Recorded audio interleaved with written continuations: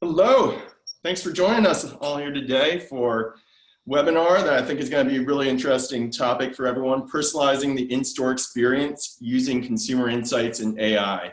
I'm joined here by John Dubois, CEO of Oculus 360, and Rich Ventura, who is joining us from overseas. And Rich, you can share that story, but Rich Ventura with NEC Display Solutions. And going to go ahead and kick us off with just a quick intro from our panelists.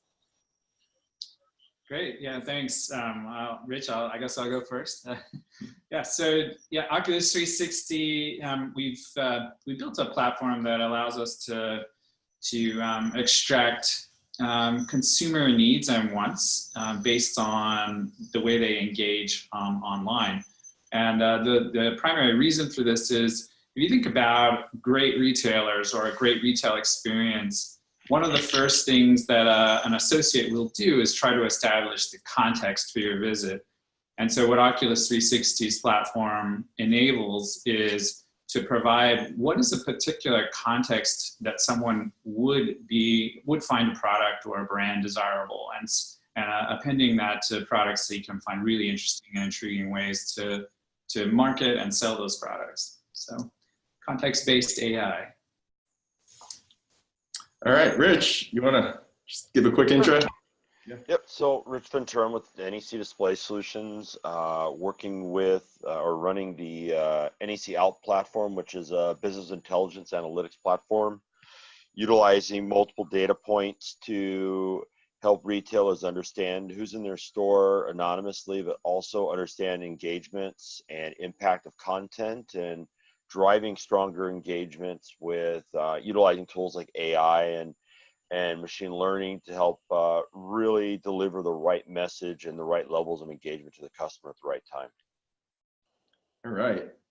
And Rich is joining us from Tokyo, a trip that wasn't planned until we about a week or two ago. So appreciate you staying up late and joining us here.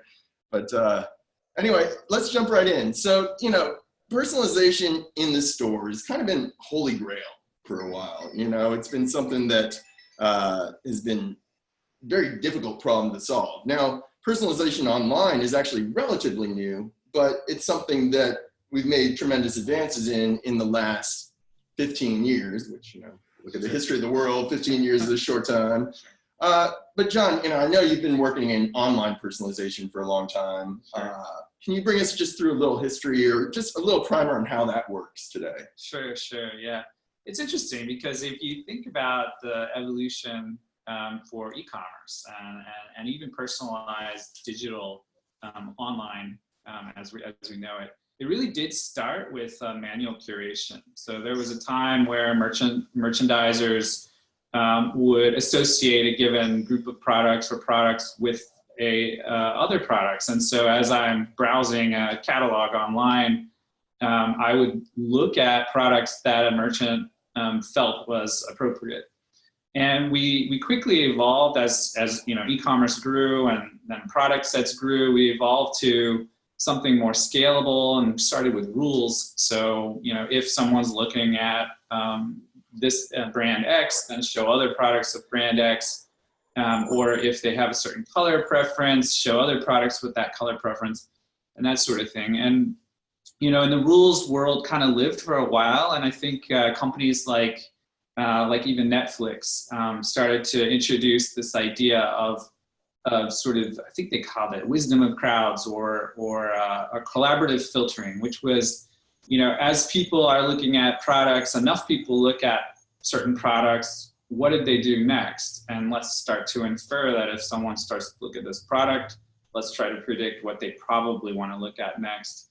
And now we're, and there's some great history behind that, as you can imagine. But now we've moved sort of into even a more intelligent situation where e-commerce providers are using things like transaction history. They're using comment review ratings. They're using a number of different things to try and provide a short list of products, again, establishing that context. So I think where we're seeing now is, a lot of different AI tools, including things like image processing and others, are being used to select products that might go together. In fact, one of our customers has a really cool solution where they use image to determine the primary color of a shirt, and then they use the Pantone wheel to determine what ties to recommend with that. So you're seeing a lot of really creative AI applications in e-commerce, and that evolution, as you said, it's been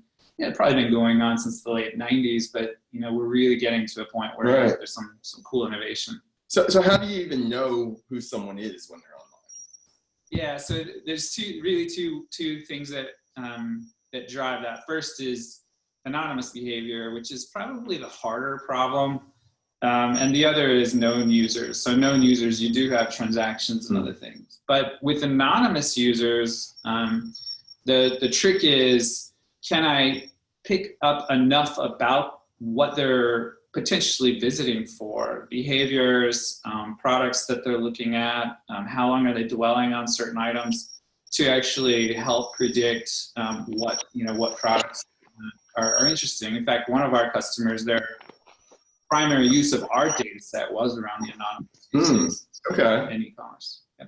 So, I see how that happens in e-commerce. I mean, someone's moving around their mouse on the screen, they're clicking from one page to another, but, you take that into the store. How do you even, track consumer behavior in store, or just get to the kind of who is shopping here? Because that's the first step in personalizing anything, is to understand the who.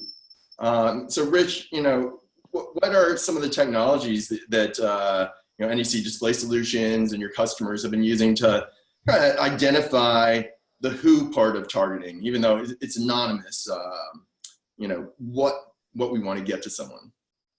Yeah, I mean, it's critical that you find a way to bring that online world offline into the store and give them that experience you want them to have. And you have to, with a lot of the regulations and rules that are in place with GDPR and California Privacy Act, stuff like that, is how do you do that? Maintain a sense of privacy, but at the same time, deliver relevant and impactful information that's really going to help the consumer through the journey through the store, and also help the retailer in understanding, who that person is or how their engagements are. So, there's a lot of different ways that a lot of different types of technologies that can play into that. I mean, you start working into anonymous video analytics, where we're using cameras to measure attribution and understanding that how many male, females I have in the location, what the age range that they fall into, and then taking that data and doing a couple different things. One is it's giving data back to the retailer saying, hey, you have on a Monday at between 7 and 8 o'clock, you have 100 people coming through your location, 80% are male, 70% of them are 25 to 30 years old. Okay, that's baseline data information that if they subscribe to social media data or understand their audience and their target, they could say, well, that audience likes, brown Nike shoes, right? And they can even go even further down there and say, that audience likes brown Nike shoes in Austin, Texas. Then all my Austin, Texas stores from 2 to 3 o'clock or this period of time, we're going to advertise more brown Nike tennis shoes. That's one level of it. You go to the next level of it and say, okay, I'm going to trigger advertising now. So I know that my target audience is 20, 25 years old that are male in Austin, Texas, are interested in brown Nike shoes. I'm running my traditional content. Then with the anonymous video analytics, I detect a male 20, 25 years old in Austin, Texas through the camera. I can immediately trigger an ad that could be very specific, targeted towards that audience. Now, the audience themselves, they don't know they're being targeted because you're not being obtrusive. You're pulling up you're popping up an ad during your playlist of regular content you have that is towards content that interests them. And now then I can measure, as a retailer, I can measure what was the impact of that ad. Did I increase sales of brown shoes? Did I increase whatever that call to action was? Did I get that engagement? So on and so forth, anonymously. The only way that you can go even further beyond that, past the anonymous aspect, and that's when you start doing opting in, and you have maybe mobile apps or some type of application, or you know who that audience is. The key is, how do you take a shotgun approach, deliver out a content message that has action and engagement, and drive it towards the right audience. And that comes into a lot of the data science and what we're doing with things like AI and computer vision and machine learning, all the hot button terms that everybody throws out there, but how you're using that type of technology to help really even go to a finer tune of that targeting of the message to the audience. That makes sense. Yeah. So John, how does kind of AI data that you were talking about at the beginning, that O360 platform is pulling based on on-site behavior, online behavior, how does that play into this targeting in store? Sure. That's great. Yeah, and to what Rich was saying, I like to think of AI and this role of personalization more like a butler who's servicing the client, and less like a stalker who's making me feel like, why am I getting this? For butlers to stalkers, so that's good. So, but yeah, the data set is really interesting, and I think the approach is a nice symbiotic approach, because what NEC is able to determine is the age range of a person, the gender of a person. You're able to understand kind of in-store behaviors and things of that nature. And if you think about what Oculus 360's data is built, we use AI to linguistically determine, is this person male or female, and are they in the millennial generation or boomer generation?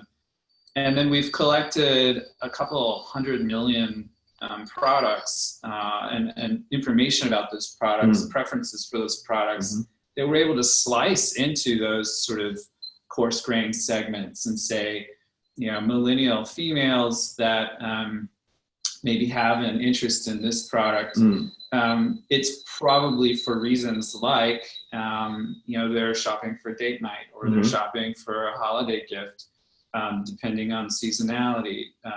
We also collect things like, these products are great in certain temperatures or weather or seasons. And if you can imagine some of the other assets that NEC's data team is pulling in, they're pulling in weather data, and they're pulling in, obviously we know the season.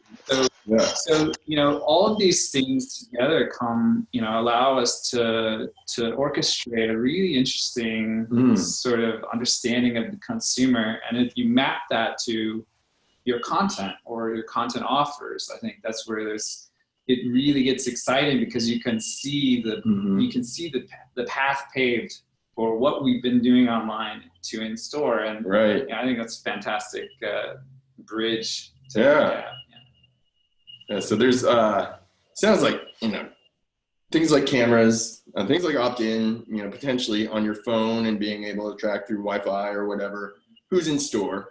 So we know who it is. We have all kinds of data that's pulling into what we want to tell that person in terms of maybe a message, or a broader message based on trends that we know in the store at that point in time, with that weather, etc.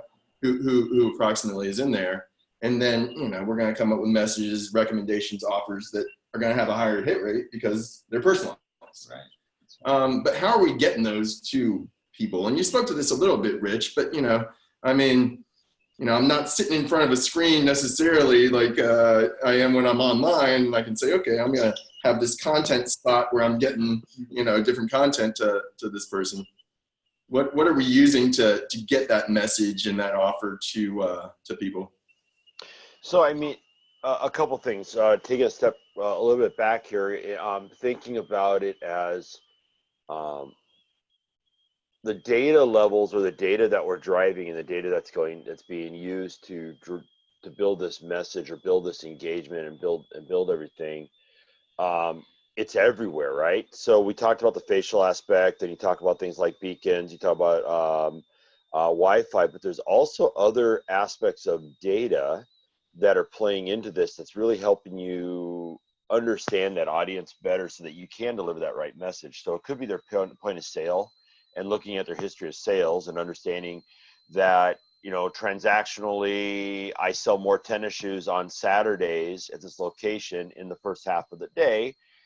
You start looking at, you start understanding your audience even better without even understanding exactly that John was in the store, but I know that people are coming in the store and this is what they're buying and their habits are happening.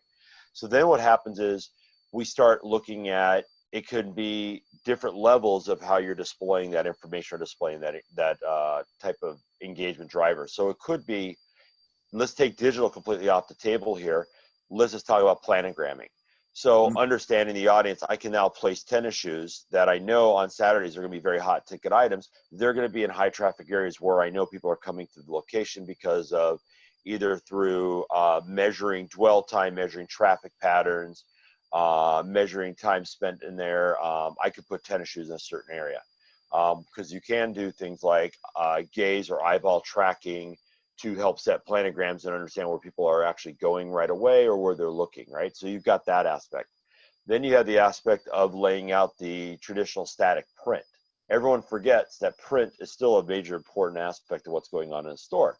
So location of print, size of print, color of print, message of print is going to be very important because you may not want to put digital in every spot.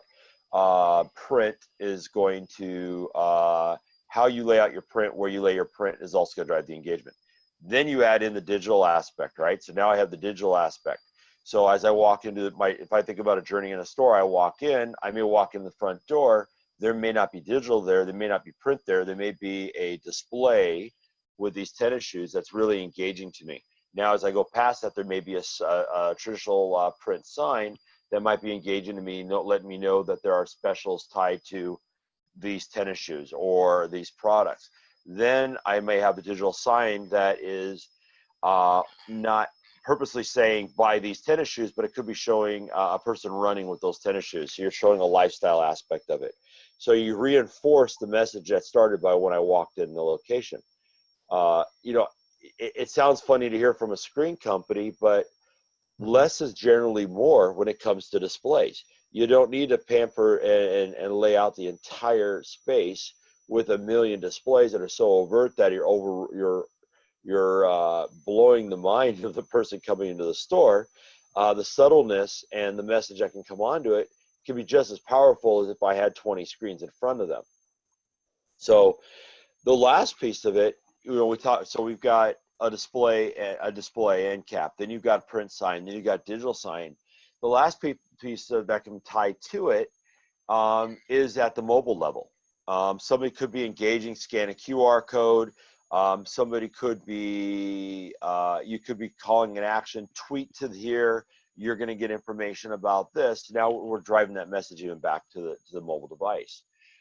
We're still remaining anonymous. Obviously, when you hit the mobile device, now you start walking away from the anonymity aspect and start looking at a personalized message because they've personally said, I want to have that engagement. I want to have that, right? So that's how we bring back the personalization aspect of it. Cool. Yeah.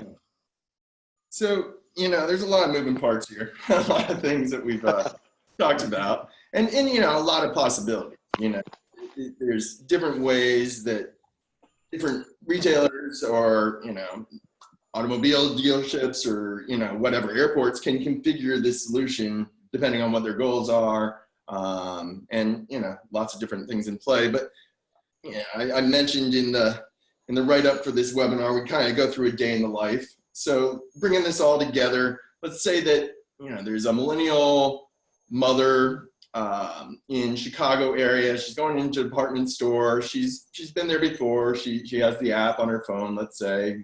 We'll make that a variable here. But she goes straight to the men's section this time. You know, I know that she's shopping for her husband for his birthday, but, you know, we don't necessarily know that. I'm just know that because I'm setting up the scenarios. You know, what's her experience like in in a store that's really been, built out to support this kind of solution. They're using NEC out, for instance, to really increase cross-sell, increase conversion rates, et cetera. So, Rich, you want to take that one? Yeah, I mean, so I would say I wouldn't even start at the level of the journey of the person coming in the store yet, right? Okay. So the goal of when you're looking at analytics platforms, you're looking at business intelligence platforms. There's two sides of the coin. There's the side of the coin that's the retailer themselves, and then there's a side of the coin of how the engagement happens to the consumer. So from a retailer side if we're talking in the day of the life, before that store is even open, you're logging into Alp or a similar platform, and you're looking at what happened in my store the day before. What are the trends that are going on in my environment? Either store level, regional level, national level.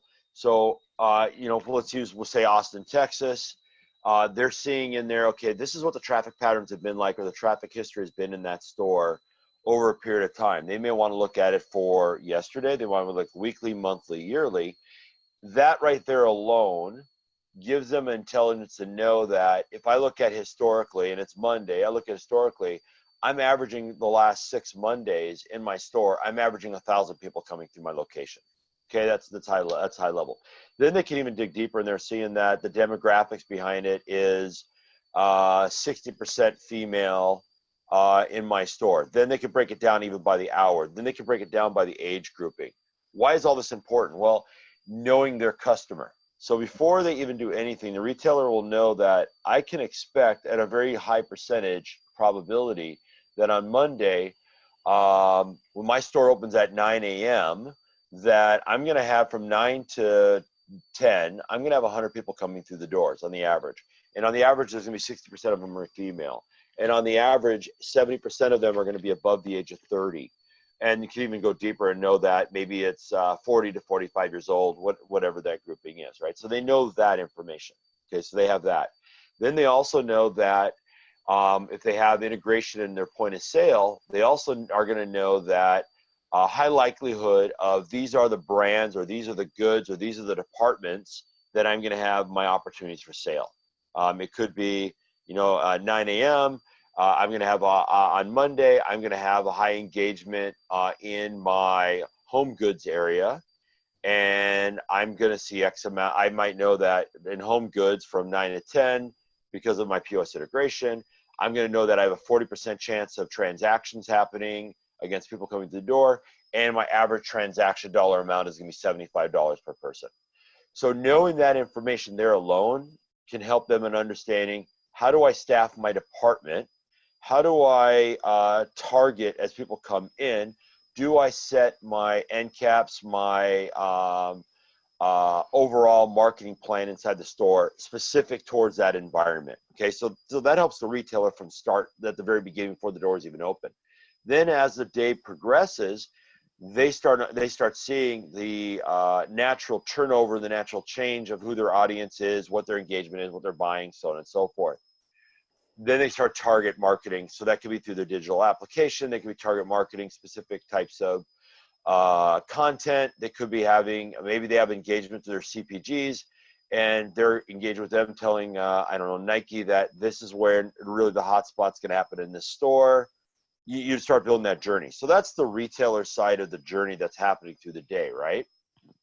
Mm-hmm. Now the customer, though, let's look through the customer's eyes. 9 o'clock happens, I walk in, I'm seeing impactful, engaging areas. I'm seeing stuff that's going to engage with me. It's historically, there's a good opportunity or a good chance that the end capping, the way that the merchandising was set up, the message that's being sent to me, that overall engagement as I walk in the store is going to be fairly close to what I'm looking at. It's going to be very close to what I'm interested in. Then we add in the AI element, that we could have social media information that also could be helping that retailer drive more information towards us. So it's building such a personal journey without really violating that personalization. Right. Yeah, there's a really, I think, interesting way to think about what we're seeing here. And if you just take a step back from the solution, one of the things that we've been trying to solve, or we have solved, or work to analyze in e-commerce is the same. It's sort of the same thing. So we're looking for, is there a certain page or a certain product that someone entered from, and did they come from search? And how long were they on that page? And did they go to another page next? And was that page something that came out of search or came out of a recommendation, or how did they get there?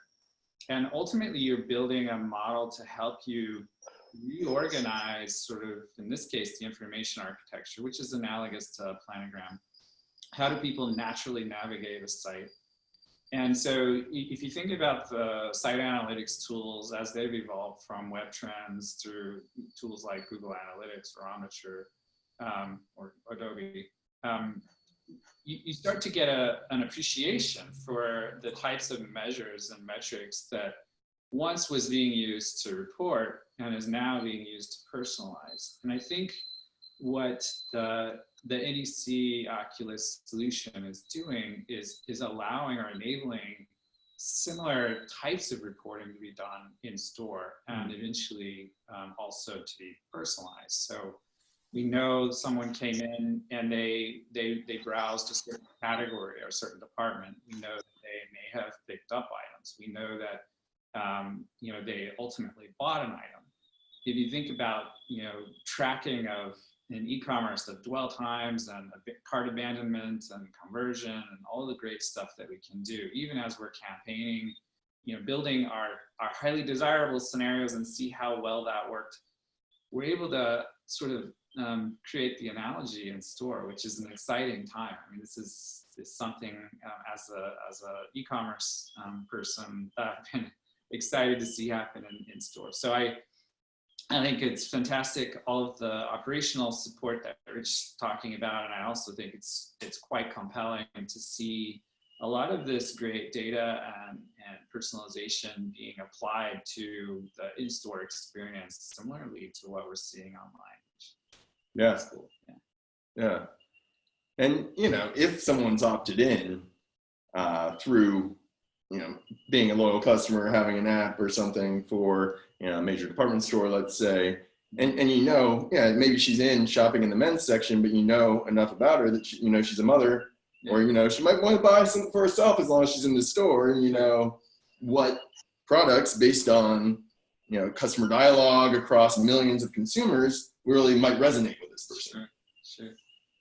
And then that's where you can get into getting more share of wallet from a visit. Mm-hmm. Yeah. Well, cool. Well, we've covered a lot of ground here. I want to open it up for some Q&A, unless, Rich, John, any last minute thoughts before we do that? Well, only thing I would throw out there is, and this is and I know we'll go to Q&A, and I'm sure some questions might tie to this, but something that I think is really, really important for everybody to remember and think about. You hear these terms of AI, machine learning, computer vision, and all this stuff. What I think a lot of people need to remember and understand is we're still in an infancy stage in the industry. There's all these different levels of AI, and you talk about, Alexa's AI. No, yeah, it kind of is, but all Alexa's doing is it's taking your keywords, goes and does a research, and comes back, gives you information. The idea and thought of a system being able to think on its own and do actionable items, we're still way, way, way far away from there, right? But we're at the beginning level of it. And when you take things like data and use data to make things smarter, and things that we look at from Oculus 360, and we mentioned earlier, like weather, and you start looking at location-based data, stuff like that, and you start building smarter things, the goals are, how do we utilize AI and tools like that to help speed things up, help deliver maybe cleaner, more effective messages and things like that. We're on that cusp, right? We're learning, it's building, it's getting strong, it's starting to slowly get there. I think I read an article the other day that said that AI today is like the equivalent of a 4-year-old. And it might even be a 5-year-old by now. Think about what a 4-year-old's mind is like. they don't know everything. They may think they know everything. They may ask you tons of questions, but it's slowly evolving, and it's going to slowly continue to grow. And it's really important that while you hear terms like AI and things like that, don't think that the system's automatically thinking on its own and we don't have to do anything, right? We still have to be very much involved in helping guide and build and strengthen that knowledge base and and what it does over time. That makes sense. That's great. So, Abraham, you're in the background there, but do you mind kind of reading off any questions that we have from online folks? We have 2 questions from David. Okay, just read them out and I'll repeat them. Yeah, okay. He says, even though NEC and O360 have been doing AI for a while, there is AI hype everywhere today. The term AI is so overused and so misapplied, it's lost its meaning. Anonymous analytics has been around for years. Can you give an example of the difference between AI that you are doing and if else programming is being done every day by coders by the millions? It's a question by David King. Okay. So, you want to quickly summarize that and hit it? Sure. Yeah. So it sounds like the question is there's a lot of hype around AI, which I think Rich just touched on. And that, anonymous sort of correlation or association has been around for a while and is being programmed or coded currently, right? So I think there's a couple of things from my perspective. First is, yes, AI does carry a lot of hype, and it is an ambiguous term, and there's a lot of disciplines within it, whether it's voice to text, as Rich was talking about, and then text to something else. And there is misuse of it too. People Sure. that had a rules engine for years and all of a sudden they're AI. So that is working. I think in at the core, if we think about AI, and the goal of AI, it's to teach machines ultimately to think and learn like humans. And so if we, using Rich's example, I've heard first grader, but 4-year-old about the same. So if you think about the way we experience the world, we were first exposed to things like, so for example, if a child's first exposure to a hot stove, they may reach up and touch it and realize, wow, this thing is hot. And they associate that thing with pain, right? And so there may be some cues, visual cues, like the metal on the top is glowing red and other things. And so they've now got an experience that they can use going forward.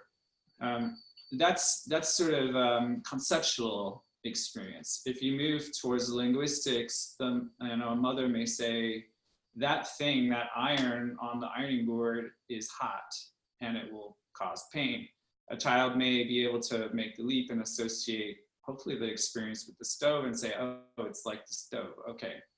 And so you now have a linguistics element to learning. And then ultimately you have historical learning and how that affects the future, which is more analogous to, say, machine learning, where, a child that's able to recognize that there's glowing red metal here, it feels like it's putting off heat, that will cause pain. So you're predicting a future end result based on past experience. So these tools together create sort of the ability for us to model out how humans think.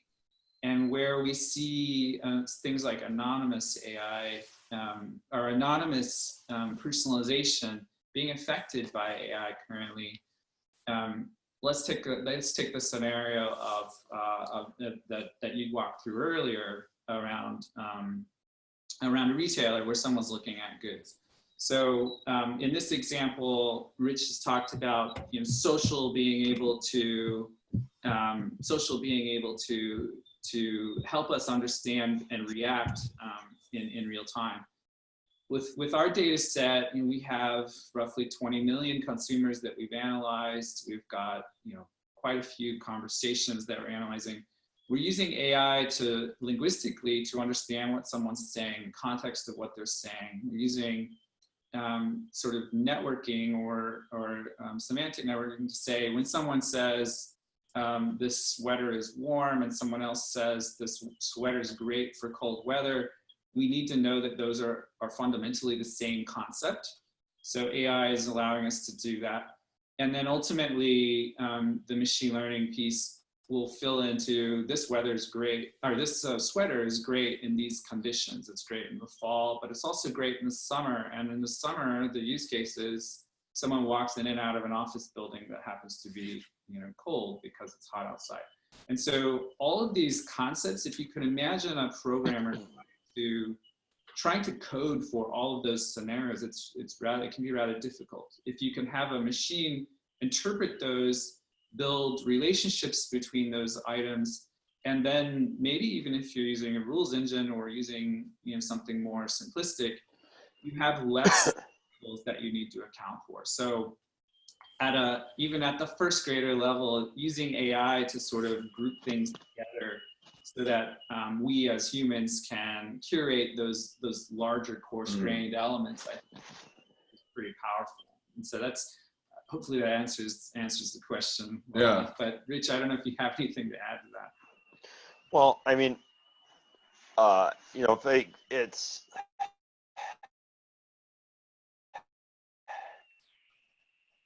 they're the hot button. So everything you look at Alexa, we look at Bixby, you got a list of all these devices we're putting in our homes, IoT devices and all this kind of stuff. So everybody's looking at, AI. Unfortunately, it's kind of like the digital signage world. Everything got lumped into AI. Everything got lumped into IoT and stuff like that. I think when we look at the term of AI and how it's being thrown out there and used, it is totally being misapplied. And we talked about there's different tiers of AI and different tiers of machine learning and stuff like that. It really has lost its meaning. Its original meaning, I hate to say, go back to HAL. The whole original meaning was that we have a computer or some type of technology that has learned in order to help drive us somewhere or help us do things and help make it easier for humans and do stuff. That's what kind of the whole idea behind it was. And then we kind of lost our way. We introduced Alexa into our homes and said, Alexa, play me a song. Alexa, tell me the weather. Hey, Google, get me this, right? What we're looking at when we look at AI is how is it a tool to help us better understand actions and better understand needs of a consumer anonymously based on data, helping us really siphon and take all this massive amounts of data. I mean, I think in one conversation I had with a team at Oculus 360, I said, okay, how much data do you have for the city of Austin? And I was blown away with all the data they said they had, right? How do we take all that data and make it purposeful and useful? And then use that to help us with rules-based to do things. Help us to create the right message and stuff like that. I mean, that's really how we're looking at AI being used, is not so much the end-all be-all, but as part of the tools to really help us truly target the right message to the audience and the right engagement, and even helping be predictive on where we'll see traffic flows within an environment to help us really say, knowing this, you should have a screen over here, or you should do this to help drive the engagement, or the natural fit of someone buying a pair of tennis shoes. The natural fit is they're going to go buy socks or they're going to buy shorts. It's really helping drive that, a better understanding of that natural engagement. Yeah, that makes a lot of sense. So, we have another question here, Rich, that I think you probably face a lot of, since, you guys are truly international company doing business all over Europe and Asia, and data privacy stuff. You mentioned GDPR. There's different rules coming up in different countries, and a lot of complexity that goes into data privacy. And Facebook and Google have faced a lot of issues lately. So it's kind of raised the bar for everyone and put us all at a higher, tougher standard. What we're talking about in terms of in-store analytics here is pretty harmless stuff from a privacy perspective, but with that pendulum swinging, is it changing how we approach things, how we have to mitigate things, in these types of solutions? Oh, it's definitely. GDPR has pretty much changed how anybody does anything anymore. Whether you're a website, whether you're social media, whether you're filling out an application, digital signage, doesn't matter. I mean, data privacy is not going away. In fact, we're going to see even stricter things. I mean, we've seen in California with the California Privacy Act. We've seen even in San Francisco things that are going on. I mean, it's going to continue. Regulation can be good. Regulation can be bad. How regulation is enforced, but also how regulation is followed and looked at is really the key to this whole thing, right? I sat in just recently. A lot of us were all in Amsterdam in the AV and in the technology space just 2 weeks ago for ISE, which is a major conference, and this was a major topic. In fact, I wandered around the conference and I saw so many different people that are claiming to be video analytics or AI analytics and all this kind of triggering digital signage and measurement and stuff like that, booths. And I looked at how are they handling data. It actually, I think with the regulations, it's making us better in how we're doing data, and it's making us better on how we're utilizing data to drive good. And the type of data that we're measuring and what we're doing. I think it helps in creation of standardization, because that's always been a problem. It's been the Wild West, and I think it'll continue to be the Wild West until you start seeing a lot of the bigger organizations like the NECs, the Strata Caches,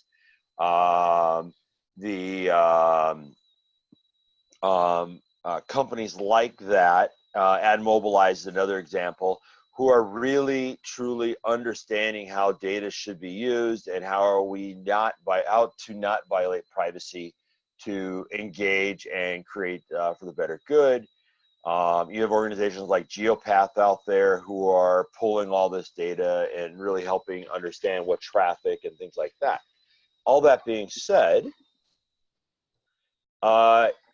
we get a lot of pressure because of the term cameras. Video analytics. That is the #1 lightning rod in our entire industry. And I think I hear too many times people saying facial recognition, for example. Facial recognition denotes that I know John's here.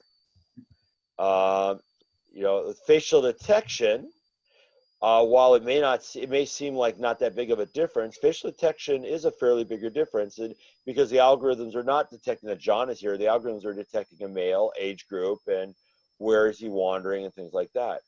I think the thing that we sometimes forget is cameras are actually everywhere we go. Who here could say they walk into a casino and don't see a camera? Who here says they can walk through the streets of Washington, D.C. and don't see a camera? London. You go down the list of it, right? I think London might have the most per capita cameras in all of Europe, even. So it's just how you use that data and how you're analyzing that stream are so important, and being really clear and concise on it. I mean, we analyze the data stream. We don't store the data. The video comes in our system and out the system. Mobile device interaction with mobile devices, Wi-Fi and things through beacons and stuff like that. Guess what? That's actually a closer privacy concern than a camera is, because now I'm touching someone's mobile device, and who here doesn't hold that mobile device as the most secure thing in their life? I think most people protect their cell phones more than they protect their checkbooks, credit cards, and IDs, right? But there are other technologies that are coming out that we're looking at as ways that we can understand traffic patterns and be able to trigger and be able to do things that maybe doesn't utilize video. But then you look at accuracy, right? And you look at, you might be able to trigger a message, but how accurate is that against the demographic you're targeting towards? But I mean, it's not going away. Privacy is going to continue to be a major issue and a major push as we are global organizations. Yeah, I think to add to that, Rich, about 7 years ago, I was talking with a colleague and we were discussing social networks, and we both sort of took a step back and said, it's a service, where I'm not paying anything to use it. So ultimately, I'm not really the customer. I'm actually the product, right? So it was kind of a weird way to think about it. You know, I'm actually building this person's product by sharing the information, and so it becomes more like a, you know, like a bank account where I'm making deposits, but I need to make a withdrawal to find it, you know, useful. And I think what GDPR has done is it's sort of made people aware that their data, that data that they thought maybe was only being used by their friends, is being used to better understand them and people like them, and that hopefully it's enlightened a lot of people to think about that when they're sharing and posting and whatnot. Right. So one last question that we have time for. This is from Sean Kirsch. So, you know, some of the technologies that we're talking about here sounds like are in the realm of just big businesses to be able to put all this in place and have the staff to manage all this. What are things we're talking about here that a mid-sized business or a smaller mom and pop could be applying? And, you know, maybe the economics aren't there yet, but, you know, are there aspects of this that they could be, you know, using to be ready when the tech becomes more accessible, for instance? Rich, you wanna take it first? Yeah, I mean, I can start with it. Data analytics isn't just for the largest companies out there. Data analytics can be used at different tiers and levels for different types of retailers. It's the level of data analytics. So you could have simple data analytics of knowing how many people have come through your door. So you own a small coffee shop. I'll use an example. So, and we were talking about this actually with our European team just recently. I have a small coffee shop. I don't need to know every single thing under the sun. I don't need to know what every item inside my coffee shop is doing, but maybe I want to know how many people come through the door each day. Maybe I want to know, do I get increased traffic when it's raining? Do I get increased traffic when or decreased traffic when it's snowing? Do I get increased traffic when it's hot? You know, it's those types of information. So anonymous analytics can be just very simple of measuring footfalls coming through my door and then measuring against the weather, which is a data feed. It's not a thermometer sitting outside, but it's a data feed. And then maybe I have a number of transactions. And maybe I have my POS. Maybe I do something as simple as saying that I can now look at in my little coffee shop, when it's raining outside, I might see a 30% increase of sales of hot tea in the morning. You know, the simple things like that. That's not really expensive to do. A very large corporation, just because you're a small coffee shop doesn't mean you can't subscribe to that type of data. That type of systems are out there. Yeah, larger companies, you're going to get even deeper in understanding of, well, if I do this to my planogram and that happens this and that's much deeper analytics. You don't necessarily have to go that deep in order to see how analytics and data can impact your single location coffee shop. Right. Yeah, and I was thinking, you know, it truly is an evolution. And if you think about the role of consumer technology as it relates to what we're talking about here, I have cameras at home that are looking outside that say someone's at your door. It's a person. They dropped off a package. I mean, these sorts of, that is using image recognition technology or video recognition technology to say there is someone here and here's something they're doing. I think, you know, for $200, you get a camera that can tell you that sort of thing. So I think there's probably an approachable way to start to understand these things. As we see, I think to little fanfare, Apple announced their AR dev kit, and you know, in my mind, I was thinking, wow, if actually augmented reality becomes something that gets hot on an iPhone, that can be computed on an iPhone and has, you know, APIs to determine what to do. This is making that technology so accessible that we may start to see it being done and you know, for smaller organizations. So I think what we're seeing is the consumer evolution in technology is starting to force the hand to make these things accessible to smaller organizations and individuals. Right. Yeah. Yeah. Augmented reality is kind of interesting to apply there because, you know, someone could have personalized offers that they're seeing with augmented reality that no one else sees. And those offers aren't even available to other people, but, you know, looking around the store, they could, you know, be able to see some pretty cool things. Yeah.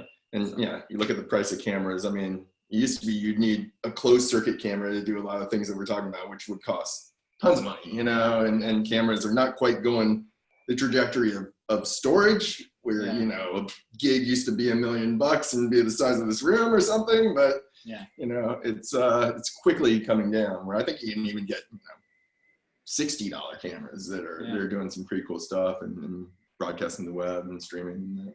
Sure. Yeah, I know one of our colleagues, Tom Edwards, he talks a lot about camera being the next evolution of interface and using tools like AR and using tools like recognition of objects in an image. I mean, it is really an interesting way to think about kind of the evolution of engagement. So. Yeah. More for another time. Next webinar. Excellent. Well, we're going to wrap up here. Everyone, thanks for joining. Rich, thank you for being flexible on this while you're in Tokyo here. But, you know, hopefully this is wrapping up your day. And we are just... my day will be starting in about 5 hours. Thanks again. Good stuff. All right. Thanks, everyone, for joining.